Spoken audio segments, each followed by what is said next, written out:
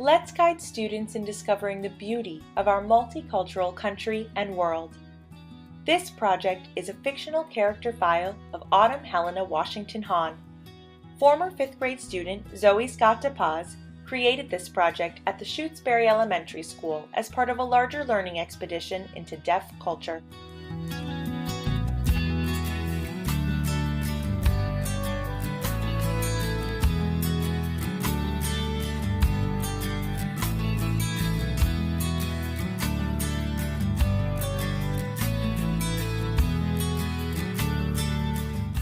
I think that to appreciate and learn from other cultures, you really need to go deep with a particular culture. You have to take a case study of a culture that you look into with some depth and integrity, so that students really get a sense of the heart of that culture, what the values are and how they're different than the values of the culture that people are coming from, so that you can begin to see your own perspective from your culture and how it differs.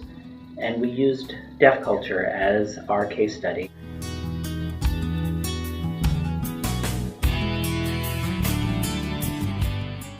They come to understand other perspectives and cultures. Let's explore what this standard really means in relation to the 5th grade deaf culture case study and culminating written fictional character files. Students understand that people from often widely divergent cultures and who represent diverse experiences and perspectives must learn and work together. This understanding comes to fruition through reading, listening, and developing the ability to communicate effectively with people of varied backgrounds.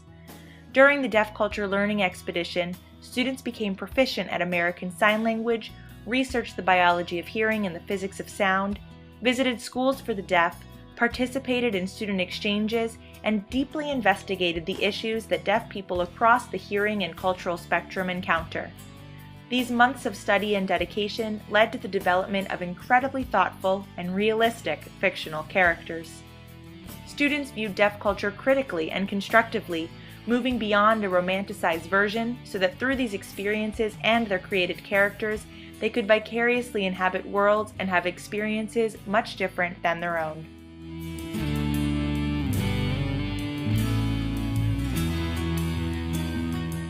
Zoe's creation of Autumn Helena Washington Hawn, there's something haunting about just the physical portrait she drew of her, and then when you read the physical description, there's sort of a depth in the physical description of writing that resonates with the drawn portrait of it. There's a real depth to her eyes in that portrait, there's a depth to her soul in the writing.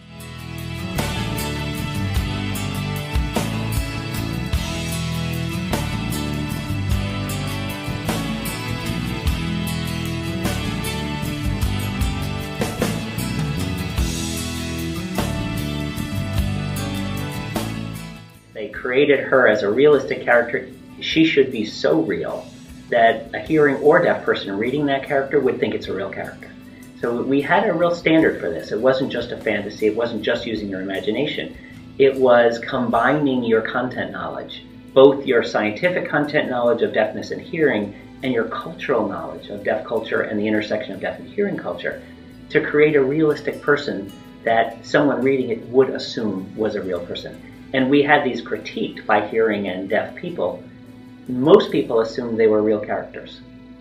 Sometimes we even explained to deaf people that these were created characters, and they assumed they were real in reading it because they seemed so real, because they have audiograms, because they have a deaf history, because they have a deaf schooling record.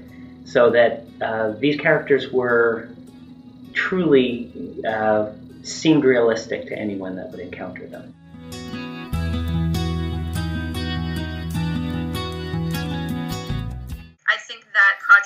Actually changed my life because it's such a skill. It's such like there's the physical skill of like I know how to sign, like that's one kind of skill, which is very handy because I go anywhere in the world now, and if I meet a deaf person, I can communicate with them and I can make friends that way. But on another way, just fundamentally, when you get introduced to a new worldview or a new ideology or new paradigm, like you really your mind gets blown. As students navigated through a different culture, their powerful writing and artistry embodied a new meaning of what understanding can look like.